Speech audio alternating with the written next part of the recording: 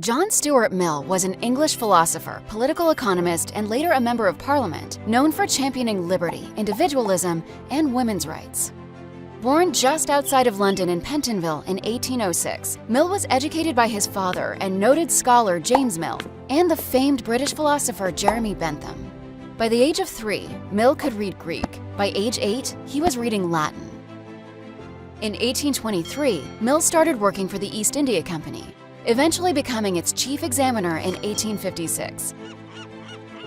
He stayed with the company until 1858 when he retired. While in his 20s, Mill met Harriet Taylor. The two became longtime companions, even though Taylor was married to another man. Taylor is credited as having been an important influence on Mill throughout his career. In 1851, the two were married, but Taylor died just 7 years later in 1858. A year after her death, Mill published one of his most important books, On Liberty. In it, Mill advocates for the wide exercise of choice and liberty of thought, tastes, and association.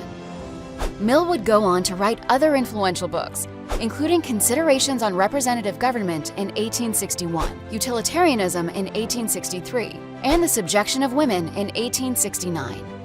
For 3 years late in his career, Mill served as a member of Parliament in Britain, where he was known as a reformer who advocated to extend voting rights, greater equality for women, and fought against government paternalism.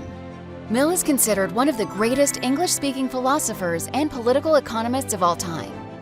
He died in Avignon, France in 1873. Many of the causes that Mill fought for, including women's rights, voting rights, and individual rights, we now take for granted.